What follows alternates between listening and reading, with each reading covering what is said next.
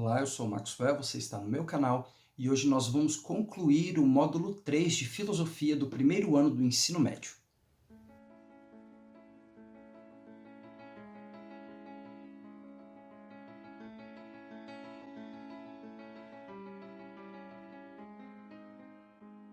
Na última aula, nós falamos um pouco sobre a base, também os fatores que influenciaram a filosofia pré-socrática e as principais mudanças, ou a principal mudança que ela trouxe.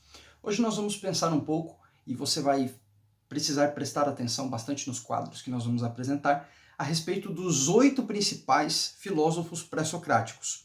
Por que eles são importantes? Nem é a biografia deles, mas os pontos que eles foram levantando mostram pra gente como a filosofia foi mudando a partir da perspectiva de cada um deles. Então acompanhe esse quadro comigo. O primeiro grande nome entre os filósofos pré-socráticos é Tales, Tales de Mileto. Ele é conhecido como o pai da filosofia.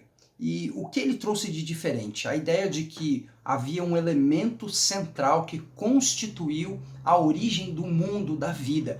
E para Tales, essa origem se deu através da água. Ele tinha essa noção de que a água era o elemento principal e originador da vida. Logo em seguida a ele, nós temos o segundo, Anaximandro.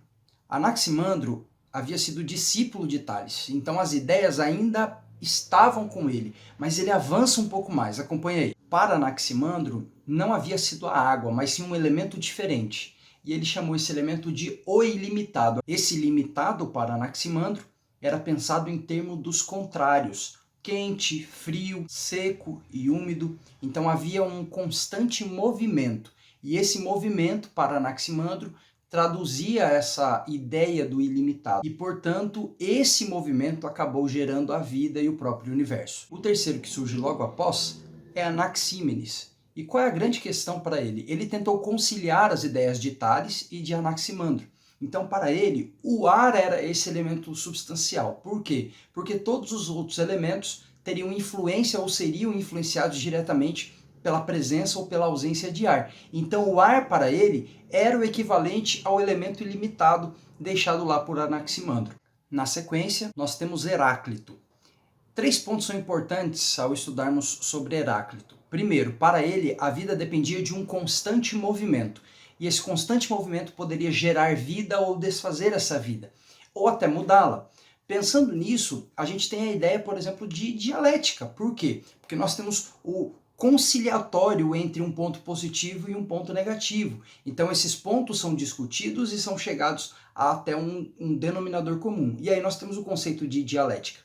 Para ele, a base para estabelecer todo esse movimento e essa mudança era o fogo, diferente já daqueles que nós vimos até aqui. Parmênides viveu mais ou menos no mesmo período de Heráclito, mas ele tinha ideias completamente diferentes. Veja só. Para ele, a substância que movia o mundo não podia ser móvel, portanto ela era estática.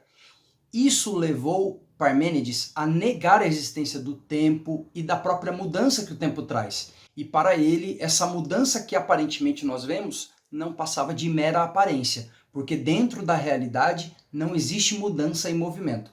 Ele se tornou famoso exatamente por contrapor Heráclito. Então nós temos duas opiniões opostas dentro de um mesmo período. Chegamos, enfim, em Pitágoras, conhecido como um grande matemático. Pitágoras ele entendeu que os 4 elementos juntos constituíam toda a origem da vida. Só que com um detalhe. Para ele havia um elemento extra que ligava todos esses elementos. Então havia um 5º elemento, e esse 5º elemento, para ele, era exatamente os números. Os números formavam essa ideia do todo que juntava esses diferentes elementos. Então o número, para ele, era uma espécie de elo que ligava os elementos, garantindo assim que em harmonia eles pudessem de fato constituir a origem da vida. Numa ideia bem próxima de Pitágoras, nós temos Empédocles.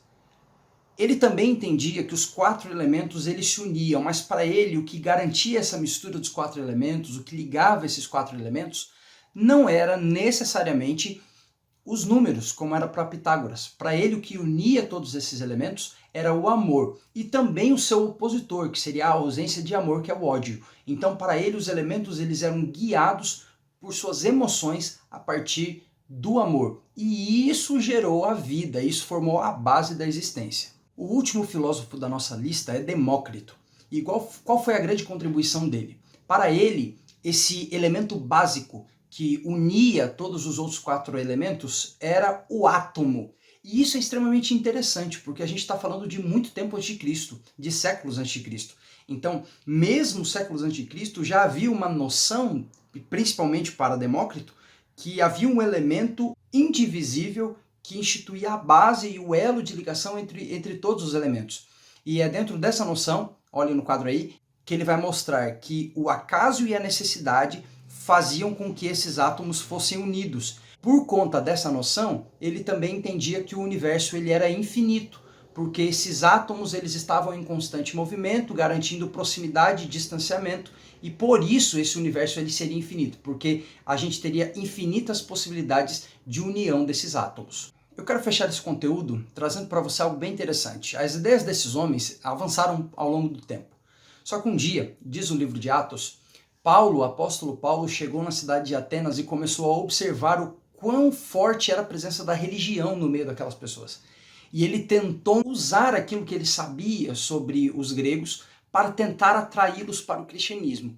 E sabe, Paulo foi recusado dos 2 lados. Ninguém aceitou Paulo. Os lados que eram opostos nos dias de Paulo, ambos não aceitaram aquilo que Paulo estava trazendo porque ela era loucura para eles. É interessante pensar isso, porque a gente olha para as ideias desses homens, a gente percebe quanta loucura parece estar por detrás daquilo que eles estão dizendo, e muitos acreditavam. Então, quando Paulo vem e apresenta algo tão diferente, fica claro que o impacto religioso sobre essas filosofias era muito forte. Lembrando da aula passada, essa religião, obviamente, estava baseada em muitos mitos. E é importante que nós pensemos isso. A nossa vida ela é direcionada de acordo com a maneira como nós enxergamos as coisas que estão ao nosso redor. Para esses 8 homens que nós vimos nessa aula, pensar a filosofia dependia de razão e à medida que essa razão ia avançando, novos elementos iam sendo descobertos e as decisões elas poderiam ser mudadas à medida que o tempo também avançava. Com isso fica claro que cristianismo ele precisa sim ter uma base muito racional. Mas quando a gente fala de cristianismo, pensando nos filósofos pré-socráticos e no episódio de Paulo com alguns desses idealizadores em seus dias, fica claro que é necessário entendermos que existe um limite até onde o ser humano pode chegar para entender o mundo completamente e, ao mesmo tempo, o cristianismo ele não se dispõe a explicar todas as coisas, mas a apresentar uma verdade, a verdade da salvação em Jesus. Então a filosofia nem sempre vai aceitar isso de bom grado, mas a gente precisa levar em consideração que aquilo que nós pensamos a respeito de Deus e do nosso mundo vai influenciar nas escolhas que fazemos diariamente.